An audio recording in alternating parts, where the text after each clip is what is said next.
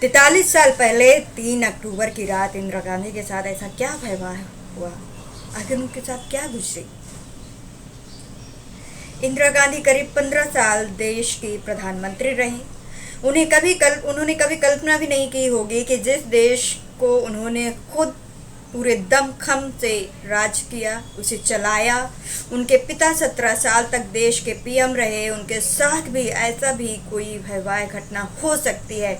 3 अक्टूबर 1977 की रात इंदिरा गांधी ने पुलिस हिरासत में गुजारी।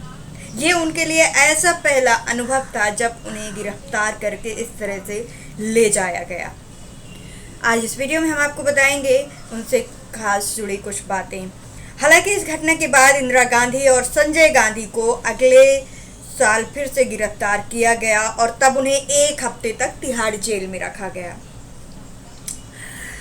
लेकिन सबसे खास बात 3 अक्टूबर इस मामले में इसलिए खास रहा क्योंकि वो उनकी पहली गिरफ्तारी थी और उन्हें गिरफ्तार करने वाले थे किसानों के मसीहा कहे जाने वाले देश के तत्कालीन गृह मंत्री चौधरी चरण सिंह।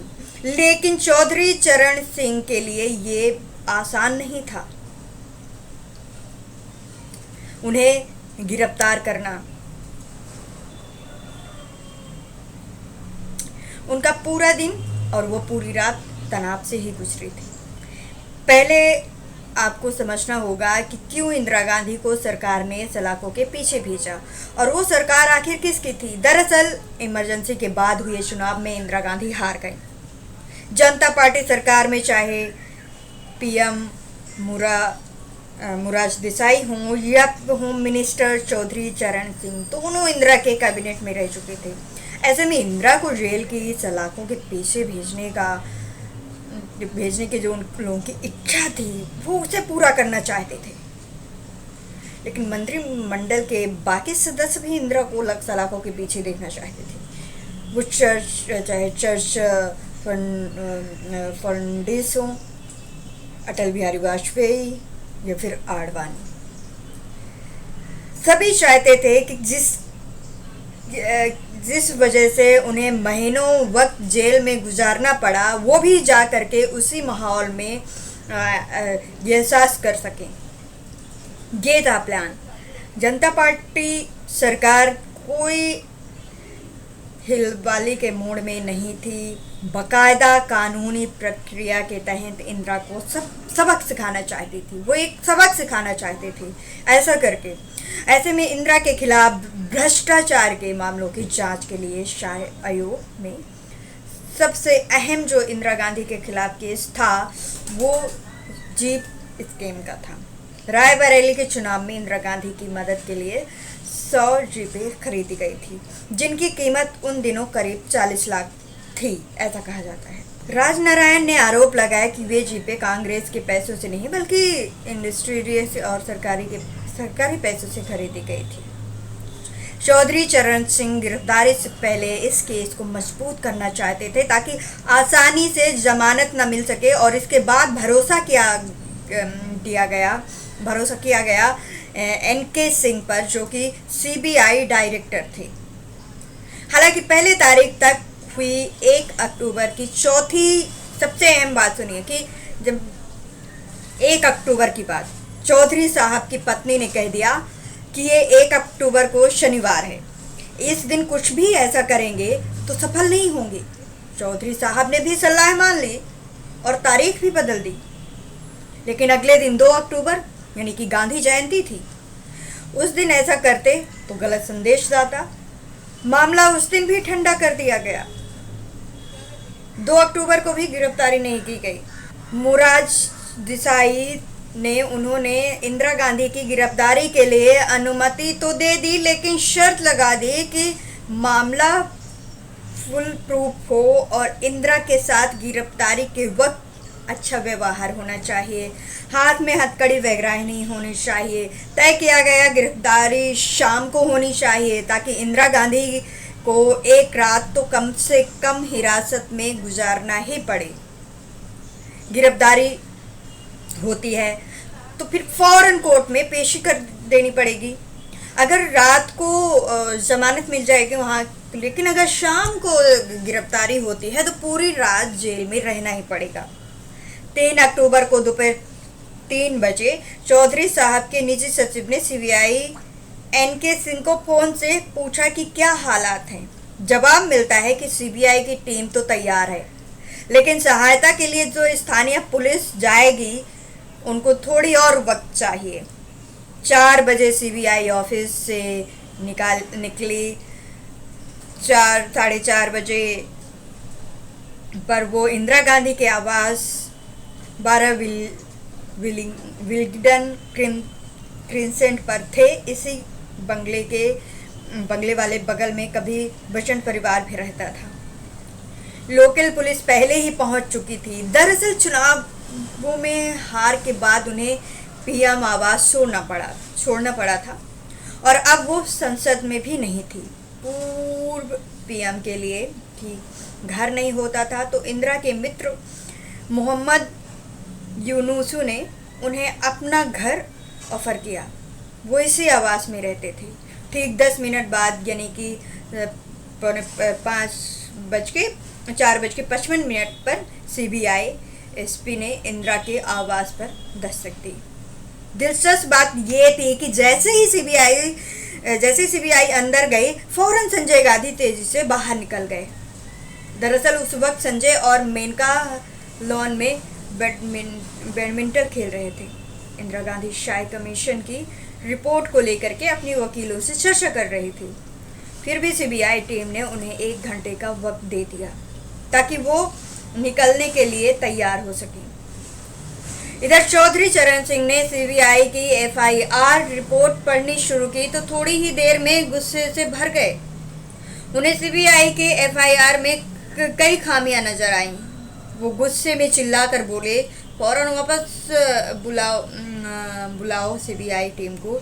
ये वो केस नहीं है जिस पर हम सभी एक्शन ले सकें। लेकिन तब तक देर हो चुकी थी। इसी बीच मेनका गांधी एक्टिव हो गई। उन दिनों वो अपनी मैगजीन सूर्या निकालती थी। मेनका ने फौरन उसके एडिटर को फोन करके दुनिया भर के इन सभी विदेशी रिपोर्टर्स को फोन करने को कहा जो उस वक्त दिल्ली में थे। इधर यूपी कांग्रेस अध्यक्ष जगदीश टाइटलर ने सैकड़ों नौजवानों के साथ इंदिरा गांधी के घर पहुंच गए ताकि माहौल बनाया जा सके। इंदिरा गांधी की टीम ने इस 1 घंटे तक भरपूर उपयोग किया। तमाम नेता और पत्रकार उनके बंगले के बाहर पहुंच गए। उस दौर के सभी दिग्गज कांग्रेस नेता जो कि दिल्ली में तकरीबन सबको खबर लग गई थी कि वो अभी अपने समर्थकों के साथ वहां पहुंच गए। इंदिरा के वकील फ्रैंक एंथोनी से तो पहले से ही वहां मौजूद थे। फ्रैंक ने सीबीआई एमपी से एफआईआर कॉपी मांगी, जिसके लिए ये कहकर के मना कर दिया गया कि हमने इंदिरा जी को पढ़वा दी है। इधर परेशान चौधरी चरण सिंह एक पल की रिपोर्ट ले रहे थे। उधर चौधरी साहब ने सबसे पहले सीबीआई डायरेक्टर एनके सिंह को फोन कर लताड़ लगाई। कहा कि इतना कमजोर केस क्यों बनाया और आदेश दिया कि फौरन इंदिरा आवास पर पहुंचो। साथ ही ये भी कहा कि इंदिरा को हरियाणा के बड़काइल लॉग गेस्ट हाउस में ले जाया जाए। इसी बीच राजीव गांधी भी आ चुके थे। संजय गांधी तो पहले से ही नेताओं के साथ बाहर मौजूद थे, जो कि ज़्यादा से ज़्यादा कार्यकर्ता जुटाने में लगे थे। इधर इंदिरा गांधी ने ये तय कर लिया था कि इस गिरफ्तारी को पूरी तरह भुनाना है। हालांकि सीबीआई चीफ एनके सिंह ने गिरफ्तारी के बाद मौके पर ही जमानत देने की बात भी कही, लेकिन इंदिरा ने साफ मना कर दिया।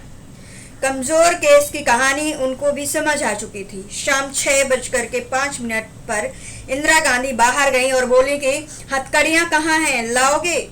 वो जनता की सहानुभूति के लिए आगे दिन के अखबारों में अपनी हथकड़ी लगी फोटो चाहती थी, लेकिन सीबीआई अधिकारियों ने और पुलिस ने बताया कि हथकड़ियों के लिए मना किया गया है।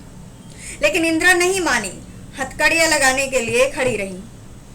शाम 7:30 बजे हथकड़ी के लिए हंगामा होता रहा, बाहर नारे लगते रहे। आखिरकार 8 बजे इंदिरा आई और पुलिस की वैन पे बैठ गई, फिर वैन में खड़ी हो गई और वहां से उन्होंने मीडिया वालों को संबोधित करने लगी। इंदिरा एक भी मौका छोड़ने के मूड में नहीं थी। अगले ही दिन उन्हें गुजरात जाना था। उन्होंने जनता से माफी मांगी और कहा कि मैं देश की सेवा करती रहूंगी, ये मायने नहीं रखता कि मेरे ऊपर क्या चार्ज लगाए गए हैं। उन्होंने अपनी गिरफ्तारी को पूरी तरह से राजनीतिक बताया। बाकी कांग्रेसियों ने भी कम ड्रामा नहीं किया था उस टाइम पे। कांग्रेस नेता जैसे अभी होता है पॉलिटिक्स में, सभी पॉलिटिशियन ड्रामा करती हैं। तो उस टाइम पे मतलब एक कांग्रेसी नेता ने तो फौरन खुद को कार के आगे गिरा लिया, उसे हटाया गया। राजीव और संजय भी पीछे नहीं रहे, वो भी इंदिरा के पीछे पीछे अलग अलग गाड़ियों की ड्राइव सीट्स पर बैठ गए और बाकी के नेता उन गाड़ियों में बैठ गए। पुलिस काफिले के पीछे कांग्रेसियों का काफिला चलने लगा। कांग्रेसी और इंदिरा को लग रहा था कि दिल्ली में ही कहीं ले जाया जाएगा, लेकिन वो हैरान रह गए तब जब उन्होंने देखा कि काफिला तो दिल्ली से बाहर की ओर जा रहा है। काफिला बड़वाल लेकर के गेस्ट हाउस हरियाणा की तरफ बढ़ रहा था। तभी झील और फरीदाबाद के बीच एक रेल फाटक बंद मिला, जहां से 2 ट्रेन गुजरनी थी और आधे घंटे तक वो फाटक नहीं खुल सकता था। मौका देखकर इंदिरा गांधी वैन से उतर करके एक पुलिया पर बैठ गई। उन्होंने अपने वकील को बुला लिया और फिर अधिकारियों से विरोध जताया कि कानून उन्हें हरियाणा में नहीं रखा जा सकता, कानून उन्हें हरियाणा में नहीं रखा जा सकता। देर तक मशक्कत चली। इंदिरा ने आगे जाने से साफ मना कर दिया। उन्होंने कहा कि उन्हें दिल्ली में ही कहीं रखना चाहिए। तब उन्हें रात 10 बजे चब्बे टाइम पुलिस लाइन के ऑफिस मैसेज में ले जाया गया। इंदिरा अकेली नहीं थी, उन्हें साथ ही निर्मला देश पांडे भी एक तरह से जबरन आई और उन्हीं के साथ वहां रुकी। निर्मला रात भर उनका ध्यान रखती रही, जबकि आज की तारीख में कोई भी मदद के नाम पर हिरासत में लिए गए व्यक्ति के साथ नहीं रुकता है। ये उस टाइम की पॉलिटिक्स थी। लोग थे कि किस तरह से अपने पॉलिटिशियन को चाहते थे, मतलब ये इंदिरा जी वो शख्सियत थी।